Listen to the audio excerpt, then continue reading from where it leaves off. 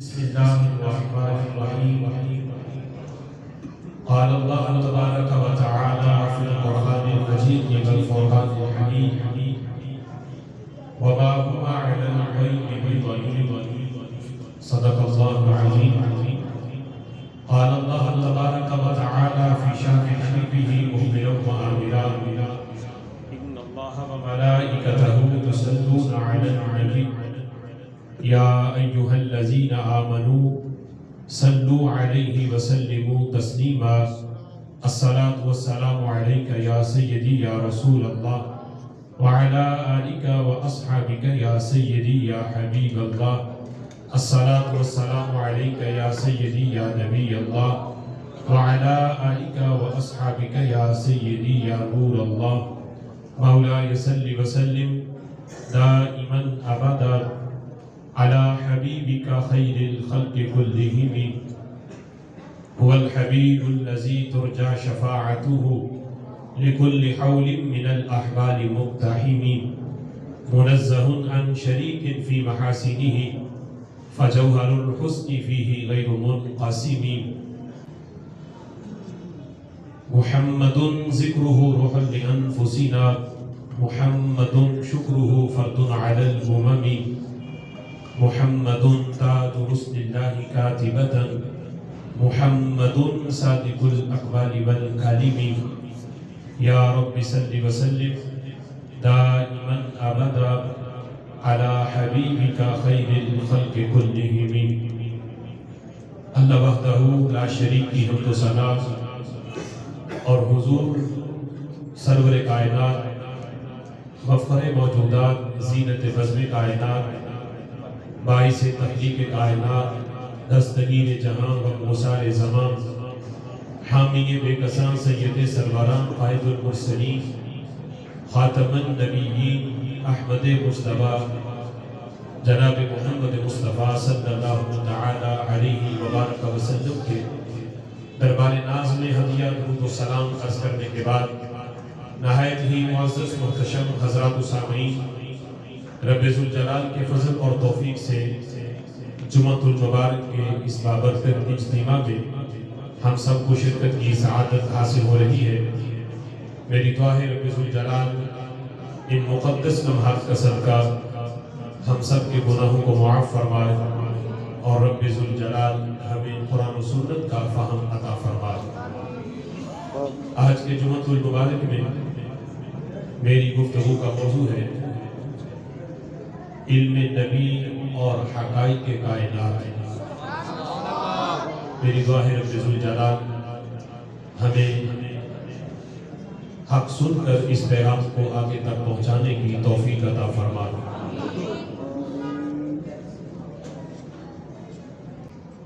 خالق کائنات جل جلالہ نے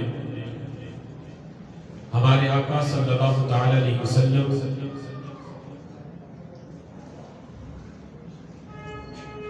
وہ تمام انبیاء کی آخر میں اس کائنات کے اندر مبعوث فرمایا اور رسول اللہ صلی اللہ تعالی علیہ وسلم پر اللہ نے نبوت اور رسالت کا اختتام فرمایا۔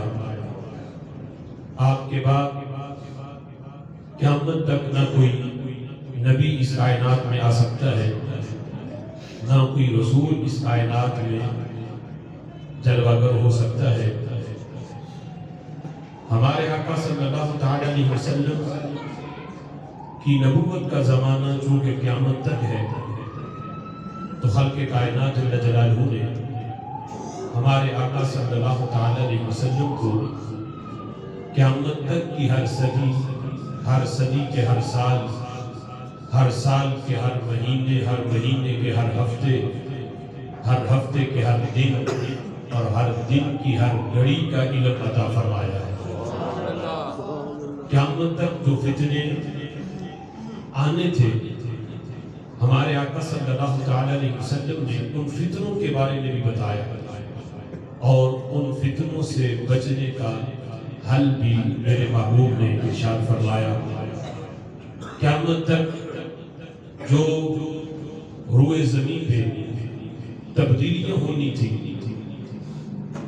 یہاں تک کہ دینی معاملات کے علاوہ جو دنیاوی لحاظ سے جو تبدیلیاں تھیں ہمارے آقا صلی اللہ تعالی علیہ وسلم نے ان کی خبر بھی اپنے غلاموں کو دی اور ان کے ذریعے آج ہم تک پہنچی۔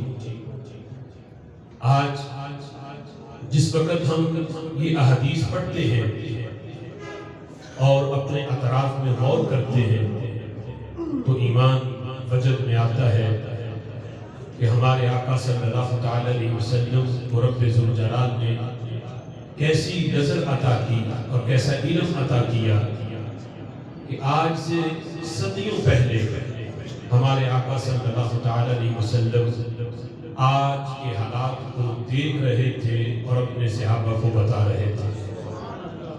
ہمارے آقا صلی اللہ تعالی علیہ وسلم کا علم شریف صرف دینی لحاظ سے ہی نہیں بلکہ رب ذوالجلال نے دنیاوی امور کے لحاظ سے اور کائنات کے حقائق کے لحاظ سے بھی ہمارے آقا صلی اللہ تعالی علیہ وسلم کو علم دیا۔ آج کچھ لوگ کہتے ہیں کہ یہ نبوت کا کام نہیں، نبوت کی یہ ذمہ داری نہیں، نبی کا کام صرف یہ ہے کہ وہ نماز روزہ حج زکوٰۃ کے مسئلے حل کرے۔ لوگوں کو دینی معاملات کے اندر کوئی مشکل ہے تو اس کا حل دے، دنیاوی امور بتانا یہ نبوت کا کام نہیں۔ ہمارے آقا صلی اللہ تعالی علیہ وسلم کی احادیث آپ کے مقدس فرامین میں متعدد فرامین ایسے ہیں سینکڑوں کی تعداد میں جن میں ہمارے آقا صلی اللہ تعالی علیہ وسلم نے دینی امور کے ساتھ ساتھ اپنے صحابہ کو دنیاوی امور یہاں تک کہ کائنات کے وہ حقائق جو آج کی جدید ٹیکنالوجی اور سائنس بھی وہاں تک نہیں پہنچ سکتی، جہاں ہمارے آقا صلی اللہ تعالی علیہ وسلم کی نگاہ نبوت پہنچی ہے۔ سبحان اللہ۔ اس بارے میں نبی مکرم شفیع معظم صلی اللہ تعالی علیہ وسلم کا فرمان کہ آپ نے صحابہ کرام علیہ رضوان کو کائنات کے حقائق کے بارے میں بتایا۔ مشکات کے اندر باب بدء الخلق کے اندر یہ حدیث موجود ہے۔ نبی مکرم شفیع معظم صلی اللہ تعالی علیہ وسلم تشریف فرما تھے، صحابہ کرام علیہ رضوان سارے حضور کی بارگاہ میں جمع تھے کہ اچانک دیکھا کہ مدینہ شریف میں اس اجتماع کے اوپر جہاں صحابہ بیٹھے تھے ہمارے آقا علیہ السلام کی تشریف فرما تھے، اوپر سے بادل گزرے۔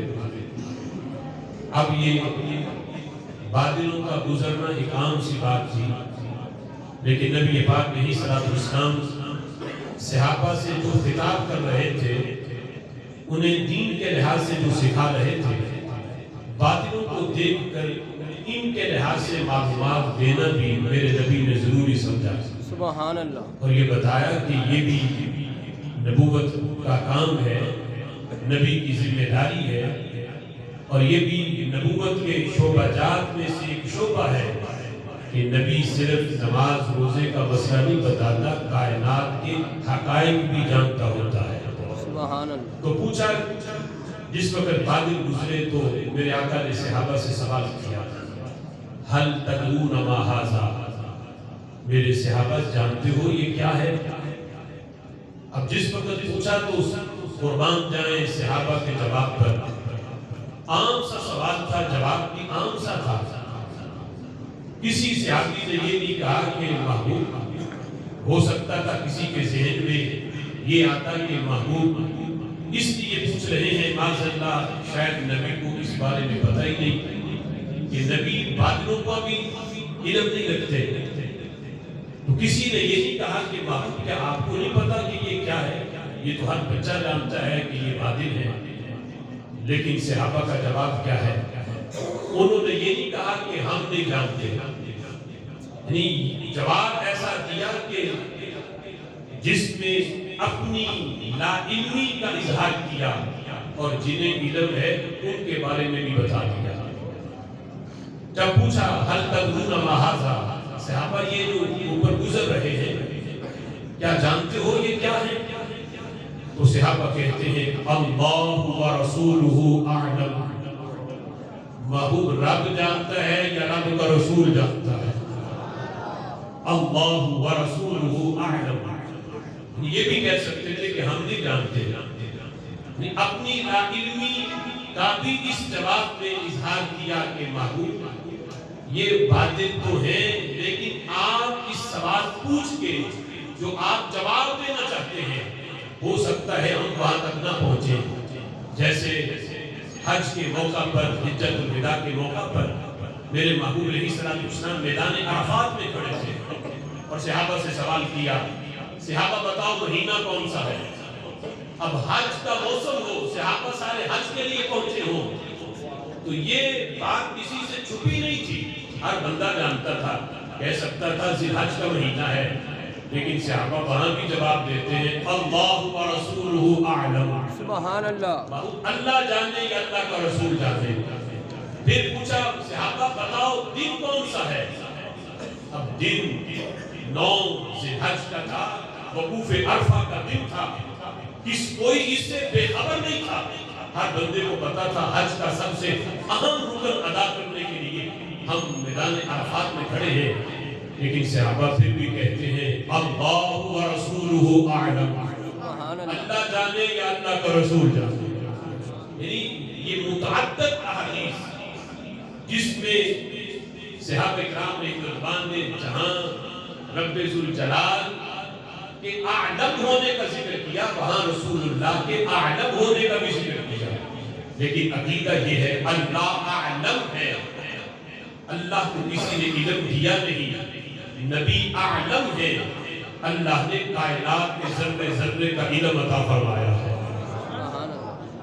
اب یہاں اس حدیث کو لکھ کے بخاری میں متعدد مقامات میں یہ حدیث ہے، جب نجدیوں نے اس کی شروحات کی جو حضور کے علم غیب کے منکر ہیں، تو انہیں یہاں تشریح میں لکھا کہ اگر اس سوال کے جواب میں اللہ اعلم بھی کہہ دیا جاتا، آگے رسول کا ذکر نہ بھی کیا جاتا، تو یہ بھی جواب کافی تھا، لیکن آج کا کہ جنہیں اللہ و رسول اعلم کہنے پہ جن کی توحید خطرے میں پڑے وہ آج کا نجدی ہے، لیکن قربان جائیں صحابہ اس سوال کے جواب میں اللہ و رسول اعلم کہتے ہیں، اور آج اس عقیدے کو سینہ کھول کے جس نے مانا ہے اسے سنی کہا جاتا ہے۔ سبحان اللہ۔ پوچھا اس وقت صحابہ نے جواب دیا اللہ و رسول اعلم، تو میرے محبوب علیہ السلام نے صحابہ کو جھٹکی نہیں دی کہ تمہیں کیا باطلوں کا بھی آج تک پتہ نہیں چلا؟ نہیں، میرے محبوب صرف باطلوں کے لحاظ سے جو تعارف نہیں کروانا چاہتے تھے، میرے محبوب اس سے اگلے جہاں بتانا چاہتے تھے کہ تم انہیں باطل سمجھ رہے ہو، باطل ہی ہیں، لیکن ان کی حقیقت کیا ہے، یہ آتے کہاں سے ہیں، کرتے کیا ہیں، یہ کس کے حکم کے تابع ہیں، بارش کیسے برساتے ہیں، کہاں کہاں برساتے ہیں۔ میرے محبوب علیہ السلام کی علم دینا چاہتے تھے۔ اب دیکھو کوئی کہے کہ یہ تو سائنس کا علم ہے، بادل بنتے کیسے ہیں، بادل کس طرح بارش برساتے ہیں، یہ کب بارش برسائیں گے کب نہیں برسائیں گے، کون سے بادل بارش برساتے ہیں کون سے نہیں برساتے، یہ تو نبوت کا کام ہی نہیں، یہ تو سائنس کا علم ہے۔ میرے محبوب علیہ السلام نے یہ ساری باتیں جو آج سائنس تحقیق کر کے بتا رہی تھی، میرے نبی صدیوں پہلے اپنے صحابہ کو بتا رہے تھے۔ ہاذی، میرے صحابہ سنو، ہاذی روایت الارض، فرمایا یہ باطل ہے اور یہ روایت الارض، روایہ کہتے ہیں اس اونٹ کو جس پہ پانی لاد کے ایک جگہ سے دوسری جگہ پہ لے جایا جاتا ہے، تو میرے محبوب فرماتے ہیں یہ اس اونٹ کی طرح ہے کہ جس پہ پانی لاد کے ایک جگہ سے دوسری جگہ لے جا کر زمینوں کو سیراب کیا جاتا ہے۔ روایت الارض، یہ زمین کو سیراب کرنے والے ہیں، یہ روایہ ہیں، روایت الارض ہیں، ان کے ذریعے زمینیں سیراب ہوتی ہیں۔ اور میرے آقا فرماتے ہیں یسوقها اللہ الی قوم لا یشکرون ولا یدعون، فرمایا رب ذوالجلال انہیں ہانکتا ہے، اللہ انہیں ہانک کے لے جاتا ہے ایسی قوم کی طرف جنہوں نے کبھی اللہ کا شکر ادا نہیں کیا ہوتا، کبھی رب کا نام ہی نہیں لیا ہوتا۔ میرے صحابہ اللہ ان پر بھی اپنی رحمتوں کا نزول فرما دیتا ہے۔ ایک ہے یہ عام رحمت رب کی کہ جو بالکل نہ شکرے ہیں، کبھی زبان پہ رب کا نام ہی نہیں آیا، وہ اوروں کو پوچھتے ہیں اللہ کو چھوڑ کے۔ فرمایا رب ذوالجلال اتنا مہربان ہے، خلق کائنات بادلوں کو ہانک کے ایسی قوم پر بھی ان رحمت کا نزول کرتا ہے، بارش برساتا ہے، جنہوں نے آج تک اللہ کا شکر ادا نہیں کیا اور اللہ کو کبھی پکارا ہی نہیں۔ فرمایا رب ذوالجلال انہیں بھی اپنی رحمت سے سیراب کر دیتا ہے۔ پھر میرے محبوب علیہ السلام نے دوسرا سوال کیا، فرمایا هل تدرون ما فوقکم، صحابہ جانتے ہو تمہارے اوپر کیا ہے؟ اب اوپر صحرا میں بیٹھے تھے، چھت نہیں تھی تو صحابہ کہہ سکتے تھے باہو اوپر آسمان ہے، لیکن یہاں بھی جواب یہی دیا اللہ و رسولہ اعلم، اللہ جانے یا اللہ کا رسول جانے کہ اوپر کیا ہے۔ میرے محبوب علیہ السلام فرماتے ہیں کہ یہ جو تمہیں اوپر نظر آ رہا ہے یہ آسمان ہے۔ فرمایا هل تدرون ما بینکم و بینہا، صحابہ جانتے ہو تمہارے سر سے لے کے یہ جو اوپر نیلی چھت ہے یہاں تک فاصلہ کتنا ہے بیچ کا؟ یعنی یہ حکمتیں تھی کہ اگر پہلوں کا جواب دے دیتے تو یہاں آ کے پھر کہنا پڑتا محبوب ہمیں نہیں پتا کہ ہمارے سروں سے لے کر آسمان کے درمیان فاصلہ کتنا بنتا ہے۔ اور میرے صحابہ جہاں تم کھڑے ہو تمہارے درمیان اور آسمان کے درمیان کتنا فاصلہ ہے یہ جانتے ہو؟ آج اتنی سائنس نے ترقی کر لی، یہ دعوے بھی کیے کہ ہم چاند پہ پہنچے، لیکن چاند تو آسمان سے کہیں نیچے ہے، ہزاروں سال کی مسافت یہاں بھی ہے، آسمان چاند تو یہ اتنا فاصلہ بھی نہیں ہوگا جتنا آسمان کا ہے، آسمان سے بہت نیچے، لیکن دعویٰ یہاں تک کر دیا کہ ہم چاند پہ پہنچے۔ لیکن آسمان اور زمین کے درمیان فاصلہ کتنا ہے، قیامت تک بھی سائنس اس کی چھلانگیں لگا لے، لیکن یہ فاصلہ وہ ناپ نہیں سکتے جو میرے نبی نے ایک لمحے میں مسئلہ حل کر دیا۔ فرمایا هل تدرون ما بینکم و بینہا، صحابہ جانتے ہو کہ آسمان اور زمین کے درمیان فاصلہ کتنا ہے؟ تو صحابہ اکرام علیہ رضوان نے یہاں بھی یہی جواب دیا جو بنتا تھا اللہ و رسولہ اعلم، اللہ جانے یا اللہ کا رسول جانے۔ عقیدہ دیکھو صحابہ کا، آج کا امتی کہے نبی کو تو دیوار کے پیچھے کا پتہ نہیں معاذ اللہ، اور صحابہ کہے زمین سے لے کے آسمان تک فاصلہ کتنا ہے اللہ بھی جانتا ہے، اللہ کا رسول بھی جانتا ہے۔ دیوار کے پیچھے کا علم ہونا تو معمولی بات ہے، آسمان تک فاصلہ کتنا ہے؟ میرے محبوب علیہ السلام نے جب پوچھا، صحابہ کہتے ہیں اللہ اور اللہ کا رسول جانے، تو میرے محبوب فرماتے ہیں سمعانی بعد بینہما 500 عام، اور میرے صحابہ سنو زمین سے لے کے آسمان تک کے درمیان کی جو مسافت ہے وہ 500 سال کی مسافت ہے۔ یعنی ایک سواری جو درمیانی رفتار، بہت تیز بھی نہ چلے بہت آہستہ بھی نہ چلے، درمیانی رفتار سے چلتے چلتے 500 سال میں جتنا فاصلہ ایک سواری طے کرتی ہے اور اتنی ہی مسافت زمین سے لے کے آسمان کی ہے۔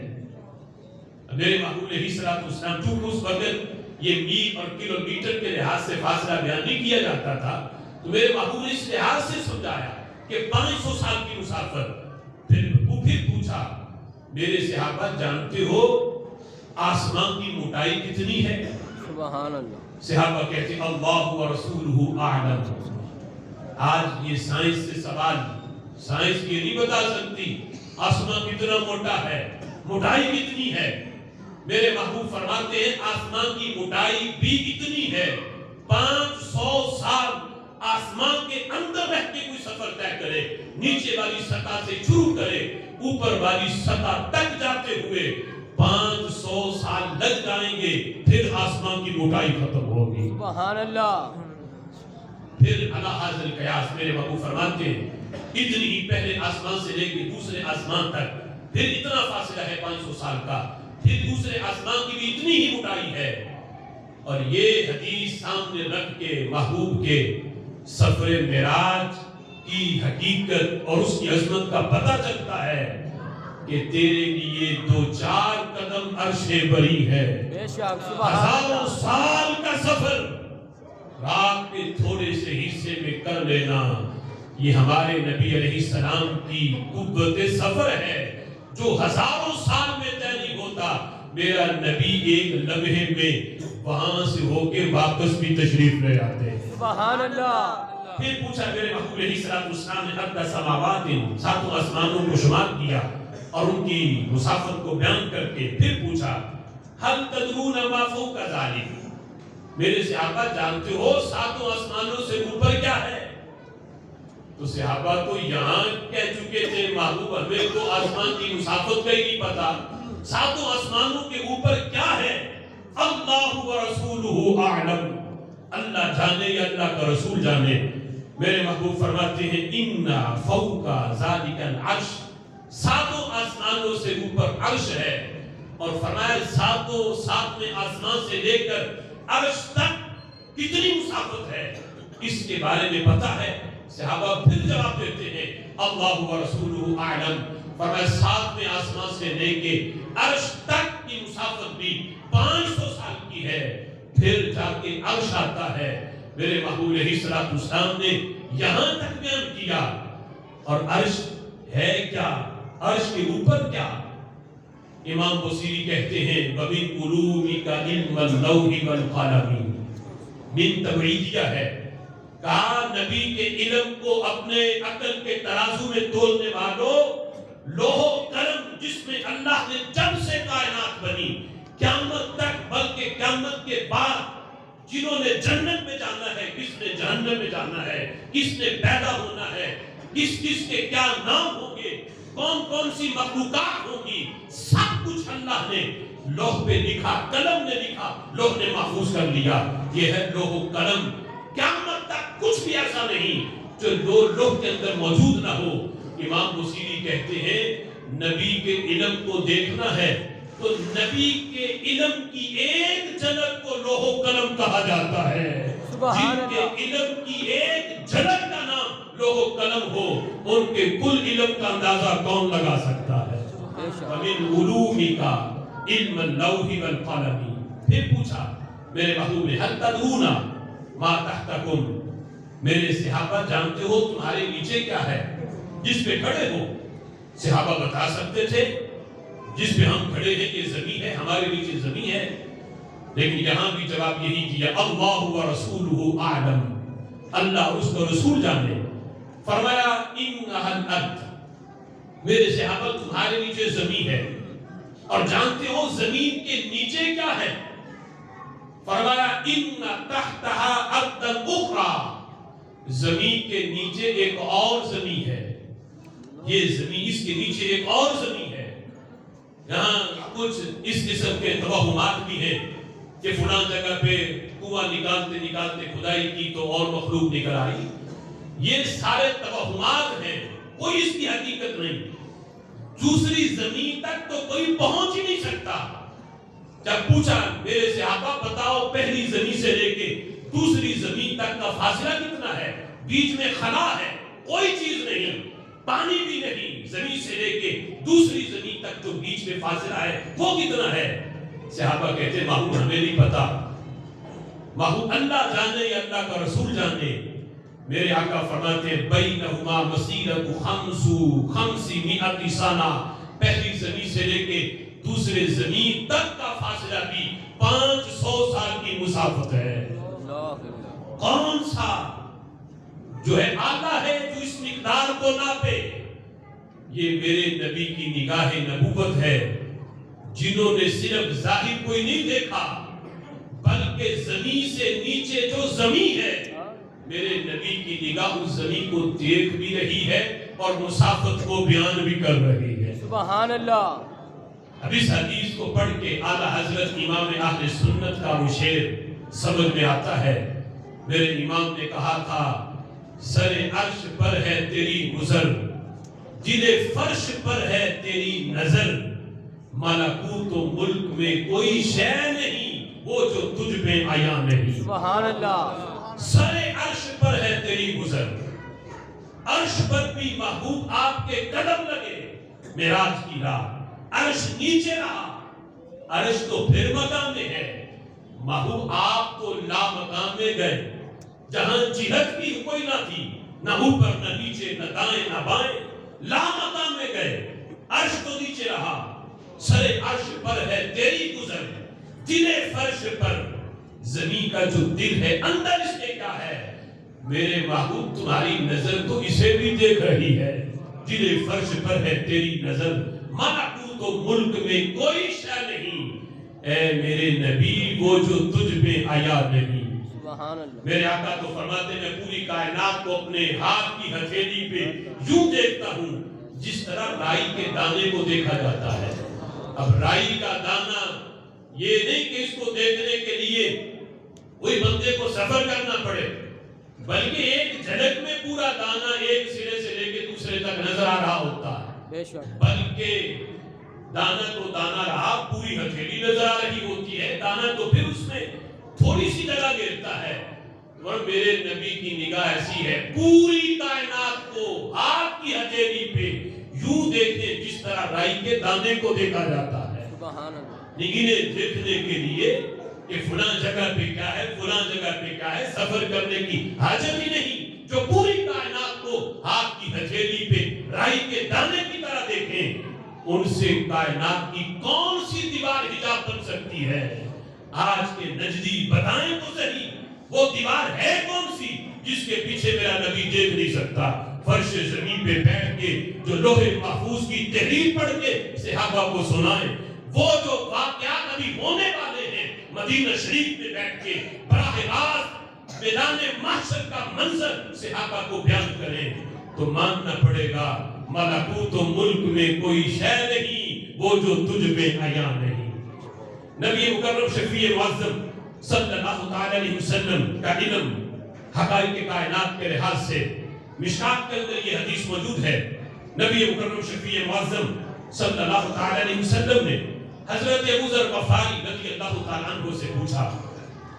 حضرت ابو ذر کہتے ہیں میں بیٹھا تھا، میرے محبوب نے مجھ سے سوال کیا۔ سوال کیا تھا؟ سوال امور دنیا حقائق کائنات کے لحاظ سے تھا کہ بتاؤ ابو ذر، حین غربت الشمس این تذهب، یہ سورج جب غروب ہوتا ہے تو کہاں جاتا ہے؟ آج کی سائنس سے پوچھو تو سائنس تو کہے گی سورج تو غروب ہی نہیں ہوتا، اور یہ حقیقت بھی ہے کہ اگر یہاں غروب ہوگا تو کسی اور جگہ پہ طلوع ہوگا، ایک جگہ پہ رات ہے دوسری جگہ پہ دن چڑھا ہوا ہے، یعنی سائنس تو کہے گی کہ غروب ہونے کا سوال ہی نہیں، یہاں غروب ہے تو کسی اور جگہ تو طلوع ہی ہے دنیا میں۔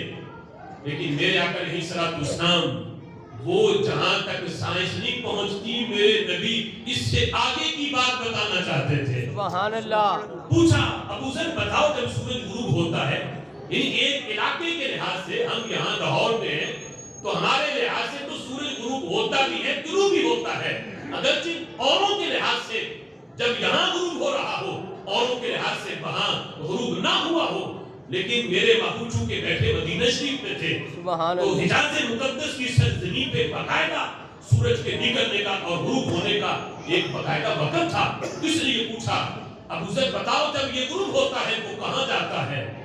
حضرت ابو ذر رضی اللہ تعالیٰ عنہ نے وہی جواب دیا جو صحابہ کا وتیرہ تھا، کہنے لگے اللہ و رسولہ اعلم، سبحان اللہ، اللہ جانتا ہے اور اللہ کا رسول جانتا ہے۔ بے شک، بے شک، یعنی کہ اللہ جانے، اللہ بھی جانتا ہے اور اللہ کی دی ہوئی توفیق سے اللہ کا رسول بھی جانتا ہے. اللہ و رسولہ اعلم. اب جس وقت یہ جواب دے دیا ابو ذر رضی اللہ تعالیٰ عنہ نے تو میرے محبوب علیہ الصلوۃ والسلام نے جواب دیا. فرمانے لگے آؤ میں بتاؤں تمہیں جس بات کو کوئی آلہ ریکارڈ نہیں کر سکتا, کوئی سائنس تمہیں نہیں بتا سکتی, قیامت تک کی ٹیکنالوجی جس چیز کو بیان نہیں کر سکتی, آؤ میں تمہیں بتاؤں سورج غروب ہو کے جاتا کہاں ہے. سبحان اللہ. فَوَحِينَ تَغْرُبُ وَتَذْهَبُ حَتَّى تَسْجُدَ تَحْتَ الْعَرْشِ. فرمایا سورج جب غروب ہوتا ہے یہ اللہ کے عرش کے نیچے جا کے اپنے رب کو سجدہ کرتا ہے. سبحان اللہ. حَتَّى تَسْجُدَ تَحْتَ الْعَرْشِ. رب کے عرش کے نیچے یہ سجدہ کرتا ہے اور سجدہ کر کے پھر پوچھتا ہے رب سے اللہ میرے لیے حکم کیا ہے. تو رب ذوالجلال حکم دیتا ہے کہ جاؤ مشرق سے طلوع ہو جاؤ. اجازت مانگتا ہے کہ میں نے دوبارہ طلوع ہونا ہے یا نہیں ہونا. اللہ اجازت دیتا ہے, عزت دیتا ہے اسے کہ ہاں مشرق سے طلوع ہو جاؤ. پھر اگلے دن مشرق سے پھر طلوع ہو جاتا ہے. میرے محبوب فرماتے ہیں میرے صحابہ جب قیامت کا دن ہوگا اس دن سورج غروب ہو کے اللہ کی بارگاہ میں سجدہ کر کے پوچھے گا میرے لیے حکم کیا ہے. رب ذوالجلال فرمائے گا ارجعی, آج مشرق سے نہیں نکلنا, جہاں سے آیا تھا وہیں سے لوٹ جا, وہیں واپس لوٹ جا. اور میرے صحابہ یہ ہے قیامت کی بڑی نشانی. اس دن قیامت کے دن جب قیامت قائم ہوگی سورج مشرق سے نہیں غروب ہو کر پھر دوبارہ مغرب سے ہی طلوع ہو جائے گا, مغرب سے نکل جائے گا. میرے محبوب علیہ الصلوۃ والسلام نے وہ خبریں جو قیامت تک کی ہیں, کل کی نہیں, پرسوں کی نہیں, صدیوں بعد جو قیامت کے دن کی خبر تھی کہ سورج نے کس طرح مغرب سے طلوع ہونا ہے, میرے محبوب علیہ الصلوۃ والسلام اسے بھی جانتے ہیں اور صحابہ کو بتا بھی رہے ہیں. نبی مکرم شفیع معظم صلی اللہ تعالی علیہ وسلم کا فرمان اس سلسلہ میں جو مسند امام احمد میں ہے, میرے آقا علیہ الصلوۃ والسلام قیامت کی نشانیاں اور امور دنیا حقائق کائنات کے بارے میں بتاتے ہوئے میرے آقا فرماتے ہیں میرے صحابہ اس وقت تک قیامت قائم نہیں ہوگی حتی یتقارب الزمان, یہاں تک کہ زمانہ سمٹ جائے گا. یتقارب الزمان, زمانہ قریب ہو جائے گا, زمانہ سمٹ جائے گا. اب اس فرمان کے شارحین نے, محدثین نے کئی اس کے معنی بیان کیے. ایک معنی تو اس کا یہ ہے یتقارب الزمان کا کہ زمانہ سمٹ جائے گا. ایک معنی یہ ہے کہ وقت کے اندر برکت ختم ہو جائے گی. یعنی وہ کام کہ جو ہمارے بزرگ صدی پیچھے چلے جاؤ, ہمارے بزرگ جو کام چند لمحوں میں کر لیتے تھے یا ایک دن میں کر لیتے تھے, ہمیں وہ کام کرتے کرتے 6 ہفتے لگ جاتے ہیں. یہ بات ایسے کام بھی ہیں جو پہلے لوگ سالوں میں کرتے تھے, ہم جدید ٹیکنالوجی سے وہ کام جلدی کر لیتے ہیں, وہ اپنی جگہ پہ. لیکن کچھ کام ایسے ہیں جو ہمارے بزرگ پچھلے جو گزر چکے وہ لمحوں میں کرتے تھے, ہمیں ہفتے لگ جاتے ہیں. مثال کے طور پہ شادی کا معاملہ لے لو, پہلے ہمارے بزرگ ادھر انگیجمنٹ اور ادھر ایک ہی دن کے اندر سارے معاملات طے پا گئے, نکاح بھی ہے, سارے معاملات ختم. آج کی شادی دیکھو تو شادی سے 6 ماہ پہلے اس کی تیاری شروع, پھر شادی کے معاملات, یہ مہندی ہے تو یہ بارات ہے تو یہ ولیمہ ہے تو یہ پھر آگے مقلابہ ہے. ہفتہ 10 دن تک شادی کے فنکشن ختم نہیں ہوتے. اس لیے بندے کہتے ہیں ہم تو مصروف بڑے ہیں, ہمارے پاس تو وقت نہیں. فرمایا یہ بھی قیامت کی نشانی ہے کہ بندہ اپنی مصروفیات خود بڑھائے گا, اپنے وقت کو خود برباد کرے گا. یہ ہے یتقارب الزمان کا مطلب کہ وقت کے اندر برکت ختم ہو جائے گی, ہر بندہ مصروف ہوگا. اور مصروفیت ایسی جو ہم نے خود بڑھائی ہے, یعنی شریعت نے یا کسی اور نے ہم پہ مسلط نہیں کی, ہماری بڑھائی ہوئی یہ چیزیں ہیں, بڑھائی ہوئی رسمیں ہیں. فرمایا وقت کے اندر برکت ختم ہو جائے گی. یتقارب, دوسرا مطلب اس کا یہ ہے یتقارب اہل الزمان، مطلب یہ ہے زمانے والے آپس میں قریب ہو جائیں گے۔ آج دیکھو سینکڑوں میل کا سفر، یہاں پاکستان میں بیٹھ کے بندہ ایک بٹن دبا کر براہ راست امریکہ میں بیٹھے بندے سے دیکھ بھی رہا ہوتا ہے، بات بھی کر رہا ہوتا ہے۔ ایک صدی پیچھے جا تو سائنس کو بھی یہ نہیں پتا تھا کہ ایک صدی بعد اتنی ترقی ہو جانی ہے۔ یہ میرے نبی کی نگاہ نبوت ہے، صدیوں پہلے مدینہ شریف میں بیٹھ کر ماہ مدینہ آج کے حالات کو دیکھ بھی رہے تھے، بتا بھی رہے تھے۔ سبحان اللہ۔ ہمیں زمانے والے قریب ہو جائیں گے۔ اور دوسرا میرے محبوب علیہ السلام اس فرمان کا مطلب یتقارب الزمان کا زمانہ جلدی گزرے گا، جیسا کہ ایک حدیث کے اندر میرے آقا فرماتے ہیں لا تقوم الساعة حتى يتقارب الزمان فتكون السنة كالشهر والشهر كالجمعة والجمعة كاليوم واليوم كالساعة۔ فرمایا قیامت قائم نہیں ہوگی یہاں تک کہ زمانہ اتنا سمٹ جائے گا، اتنا وقت جلدی سے گزرے گا کہ سال مہینے کی طرح، مہینہ جمعے، یعنی جمعے ایک تو جمعے کا اطلاق ہوتا ہے جمعے کے دن پر، اور ایک پورے ہفتے کو بھی عربی میں جمعہ کہا جاتا ہے۔ فرمایا مہینہ گزرے گا جمعے کی طرح، اور جمعہ گزرے گا دن کی طرح، اور دن گزرے گا ایک ساعت کی طرح، ایک گھڑی کی طرح۔ آج سے دور نہیں تو صدی پیچھے جا، اپنے بزرگوں سے جو یعنی جن کی عمر 100 کے قریب ہو ان سے پوچھو، وہ کہیں گے یعنی بتائیں گے کہ ہمارے وقت کے اندر اتنا وقت جلدی سے نہیں گزرتا تھا۔ یعنی یہ نہیں کہ آج ہر بندہ کے زبان پہ ہوتا ہے ابھی تو یعنی اتنی جلدی رمضان پھر آ گیا، ابھی تو کل ہی تو گزرا تھا پھر آ گیا اتنی جلدی سے، جمعہ ابھی کل ہی تو گزرا ہے پھر جمعے کا دن آ گیا، یعنی ابھی کل ہی چھٹی گزری ہے اتوار کی پھر آ گئی۔ یعنی یہ عام ہے، یعنی لوگوں کی زبان پہ یہ لفظ کہ وقت تیزی سے گزر رہا ہے۔ صدی پہلے لوگوں کو اس کی خبر نہیں تھی۔ قربان جائیں ماہ مدینہ صدیوں پہلے بتا رہے تھے کہ ایسا وقت آئے گا کہ وقت تیزی سے گزرے گا، سال مہینے کی طرح، مہینہ جمعے کی طرح، جمعہ دن کی طرح، اور دن ایک ساعت کی طرح گزر جائے گا۔ فرمایا یہ قیامت کی نشانیوں میں سے ایک نشانی یہ بھی ہے۔ اور ایک جگہ میرے محبوب علیہ السلام فرماتے ہیں یتقارب الاسواق، مارکیٹیں قریب ہو جائیں گی، بازار قریب ہو جائیں گے۔ اس کا بھی محدثین نے کئی معنی بیان کیے۔ فرمایا ایک تو اس کا حقیقی معنی ہے بازار قریب ہونے کا۔ آپ ایک صدی پیچھے جاؤ، بزرگوں سے پوچھو، بازار جانا ہوتا تو بڑا اہتمام ہوتا، بازار دور دور ہوتے رہائشی ایریوں کے، اور آج اوپر رہائش ہے، نیچے مارکیٹ بنی ہوئی ہے۔ یہ میرے نبی کا علم ہے کہ صدیوں پہلے آج کے مدینہ بازار کو بھی دیکھ رہے تھے۔ سبحان اللہ۔ صدیوں پہلے میرے نبی کی نگاہ نبوت سے یہ معاملہ پوشیدہ نہیں تھا۔ اس جگہ پہ ایک صدی پہلے جو لوگ رہتے تھے انہیں پتہ ہی نہیں تھا کہ آنے والے حالات میں یہ کچھ ہو جائے گا، یہاں بازار نہیں ہوں گے، یہ صورتحال کا پتہ ہی نہیں تھا کہ اوپر رہائشیں ہوں گی، نیچے مارکیٹیں بن جائیں گی، اتنے بازار قریب ہوں گے۔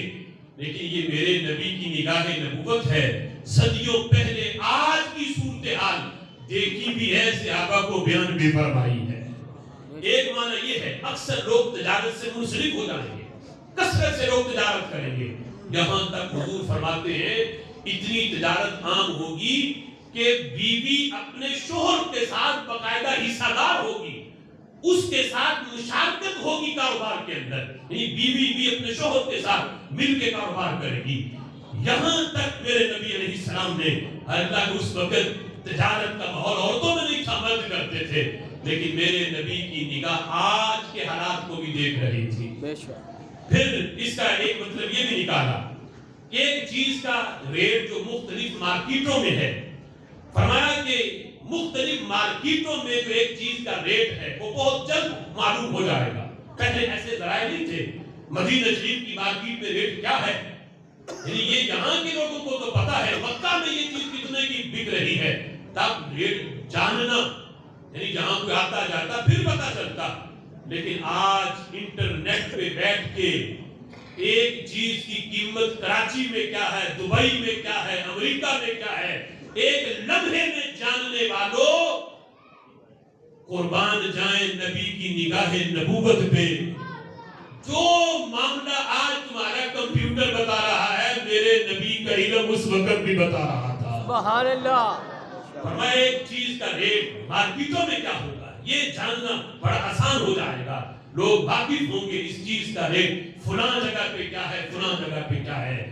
یہ میرے نبی کا علم ہے جو صدیوں پہلے صحابہ کو دیا. اس سلسلہ میں نبی مکرم شفیع معظم صلی اللہ تعالی علیہ وسلم کا فرمان چونکہ وقت کم ہے مصنف ابن ابی شیبہ کی یہ حدیث ہے جلد نمبر 8 میں. اور یہ حدیث ہمارے آقا علیہ السلام کے امور دنیا اور حقائق کائنات کے لحاظ سے اتنی مضبوط دلیل ہے کہ اس کو یعنی کوئی بھی رد نہ کر سکا. یہاں تک کہ وہ مسلط طبقہ جو آج حجاز مقدس میں مسلط ہے وہاں سے بھی ایک کتاب چھپی اور انہیں بھی یہ ماننا پڑا کہ ہماری اونچی اونچی بلڈنگیں پہاڑوں کے نیچے سرنگیں آج ہم بنا رہے ہیں. آمنہ کا لال صدیوں پہلے اس کی خبر بھی دے رہے تھے. مصنف ابن ابی شیبہ میں میرے محبوب علیہ السلام مکہ شریف میں تھے اور صحابہ کو فرمانے لگے صحابہ یہ تم مکہ کے پہاڑ دیکھ رہے ہو. فرمایا میرے صحابہ ایک وقت آئے گا ان پہاڑوں کے نیچے سرنگیں بن جائیں گی. ان پہاڑوں کے نیچے رستے بنیں گے. ان پہاڑوں کے نیچے سے پائپ لوگ گزاریں گے. ایک وقت آئے گا سرنگیں بن جائیں گی رستے بن جائیں گے. فرمایا صحابہ وہ وقت یاد کرو اس وقت کیا حال ہوگا تمہارا جب یہ پہاڑ جو اونچے اونچے آج تمہیں دکھائی دے رہے ہیں. فرمایا میرے غلام میں آنے والے جو لوگ ہیں امتی ہیں اتنی اونچی بلڈنگیں بنائیں گے کہ پہاڑ کی چوٹیاں نیچے رہ جائیں گی بلڈنگیں اوپر نکل جائیں گی. آج کا وہ مکہ ٹاور اسے دیکھتے ہوئے نبی کے علم پر خراج تحسین پیش کرو سبحان اللہ کہ مکہ ٹاور صدیوں بعد بنا لیکن میرے نبی کی نگاہ اس وقت بھی اس ٹاور کو دیکھ رہی تھی. فرمایا پہاڑ کی چوٹیاں نیچے رہ جائیں گی اور عمارتیں اونچی ہو جائیں گی. یہ لفظ بولے میرے محبوب علیہ السلام نے. فرمایا کیف انتم اذا ہدمتم البیت. فرمایا میرے صحابہ اس وقت کیا حال ہوگا تمہارا جب بیت اللہ شریف کو منہدم کیا جائے گا. بیت اللہ منہدم ہوگا. اور یہ والی جو خبر ہے حجاج بن یوسف کے زمانے میں ایسا ہوا. بیت اللہ شریف کو مکمل طور پہ منہدم کیا گیا اور دوبارہ یعنی پہلی مرتبہ حجاج بن یوسف کے زمانے میں یہ معاملہ ہوا. نبی پاک علیہ السلام کی اس خبر دینے کے بعد اس نے کعبہ شریف کو منہدم کیا اور جس وقت میرے محبوب نے یہ بتایا کہ کعبے کو منہدم کیا جائے گا فرمایا پتھر پہ پتھر نہیں لوگ چھوڑیں گے. تو صحابہ نے پوچھا نحن علی الاسلام محبوب کیا اس وقت ہم مسلمان ہوں گے یعنی اس وقت جو لوگ ہوں گے کیا وہ مسلمان ہوں گے جو یہ کام کریں گے کعبے کو منہدم کر دیں گے. تو میرے آقا فرماتے ہیں وانتم علی الاسلام ہاں اس وقت میری امت اسلام پر ہی ہوگی مسلمان ہی یہ کام کریں گے. صحابہ نے پوچھا پھر کیا ہوگا. قال جبن احسن ما کان فرمایا منہدم کر کے پہلے سے بھی زیادہ خوبصورت بنا دیا جائے گا. سبحان اللہ. یبنا ما احسن ما کان جس پر یہ تھا اس سے بھی زیادہ خوبصورت اس کو بنا دیا جائے گا. اور فرمایا میرے محبوب نے فَإِذَا رَأَيْتَ مَكَّةَ بُرِكَتْ قَضَائِمًا یہ لفظ ہے حدیث کے. پر میرے صحابہ تم دیکھو گے یعنی خطاب صحابہ سے ہے اور اصل میں یہ خطاب چونکہ اس وقت مخاطب صحابہ تھے لیکن یہ خطاب قیامت تک آنے والے غلاموں سے تھا. سبحان اللہ. فرمایا تم دیکھو گے مکہ کو بُرِكَتْ قَضَائِمًا کہ ان پہاڑوں کے نیچے سے سرنگیں بنے گی پہاڑوں کے نیچے سے پائپ گزریں گے. آج نجدی آب زمزم شریف جو پہاڑوں کے نیچے سے پائپ نکال کے لے گیا اس پائپ سے آب زمزم پیتے ہوئے نبی کے علم کو بھی دیکھو کہ جو کام تم نے صدیوں بعد کیے ہیں میرا نبی اس کام کی خبریں اپنے ظاہری حیات میں دے رہے تھے. سبحان اللہ. تم دیکھو گے پہاڑوں کو کھود کر نیچے رستے بنا دیے جائیں گے.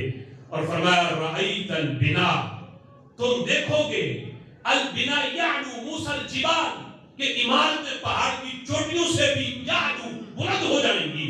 میرے محمود علیہ السلام کے یہ لفظ پڑھ کے اور آج کی مکہ شریف کی صورتحال دیکھ کے پتہ چلتا ہے ملکوت و ملک میں کوئی شے نہیں وہ جو تجھ پہ عیاں نہیں. بے شک.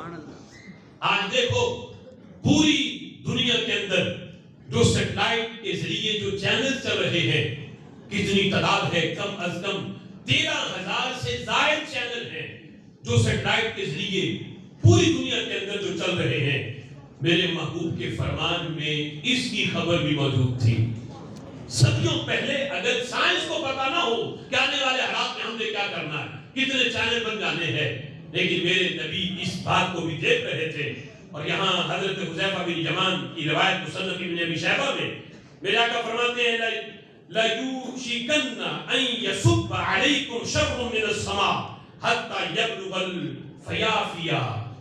فرمایا میرے اس غلاموں ان قریب تم پہ ایسا وقت آئے گا کہ تم پہ آسمان سے شر اتارا جائے گا. آسمان سے تم پہ شر اتارا جائے گا. عربی لغت میں جو سما ہے اوپر والی چیز کو سما سے تعبیر کیا جاتا ہے. یہ نہیں آسمان سے ہی شر اتارا جائے گا، یہ مطلب نہیں. مطلب یہ ہے کہ اوپر سے تم پہ شر اتارا جائے گا. اور فرمایا حتی یبلغ الفیافیا، وہ شر اتنا ہوگا صرف تمہارے رہائشی ایریے تک محدود نہیں رہے گا. فرمایا وہ ایسی بنجر زمینیں جہاں دور دور تک کوئی آبادی نہیں، فرمایا وہ شر وہاں تک بھی پہنچ جائے گا. اب یہ حدیث لکھ کے سعودیہ سے جو کتاب چھپی انہوں نے اس حدیث کی تشریح کس انداز میں کی، باقاعدہ تصویر لگا کر. وہ ذہن میں نیلا میں کتاب لاتا ساتھ اور آپ کو وہ دکھاتا. وہ باقاعدہ انہوں نے تصویر لگائی کہ بیابان ریگستان میں دور دراز جہاں کوئی آبادی کا نام و نشان نہیں، وہاں کسی عربی نے خیمہ لگایا اور خیمے کے باہر ایک ڈش انٹینا لگایا. انہوں نے بتایا دیکھو کوئی آبادی نہیں، کوئی تار نہیں جاتی یہاں تک، کوئی کیبل کی تار نہیں، ڈش انٹینا لگا کے یہ اپنے خیمے میں بیٹھ کے بھی شر دیکھ رہا ہے، اس تک بھی شر پہنچ رہا ہے. یعنی وہ جو غیر مسلموں کے چینلز ہیں جہاں بےہودگی اور آوارگی عام ہے چینلوں کے ذریعے، فرمایا دیکھو یہ بنجر زمین بھی اس سے محفوظ نہیں ہے. اگر کوئی یہاں بیٹھ کے بھی اس کا اہتمام کر لے تو شر یہاں تک بھی پہنچ جاتا ہے. دیکھو وہ بات کے جو آج صدیوں بعد اس پہ باقاعدہ تجربہ کر کے لوگ اس کو مانے ہیں. میرے نبی کی نگاہ نبوت صدیوں پہلے مدینہ شریف میں بیٹھ کے ان ساری باتوں کو دیکھ کے اپنے امتیوں کو اس سے آگاہ فرما رہے تھے. تو ماننا پڑے گا وہ نبی چونکہ ہمارے آقا تاجدار ختم نبوت ہیں، ان کے بعد نبی کوئی نہیں. اگر کوئی نبی آنا ہوتا تو کہتے چلو صدی بعد کسی اور نے آنا ہے، قیامت اس صدی کے بعد کے جو فتنے ہیں وہ نبی آ کے بتا دے گا. چونکہ ان پر نبوت کا دروازہ بند ہے اس لیے اللہ نے کوئی بات ایسی چھوڑی ہی نہیں جو اپنے نبی کو علم نہ دیا ہو، اور نبی نے بتانے نبی کوئی نہیں چھوڑی. قیامت تک جو فتنے آنے تھے اپنے صحابہ کو بتائے بھی ہیں، فتنوں سے بچنے کا حل بھی ارشاد فرما دیا. سبحان اللہ.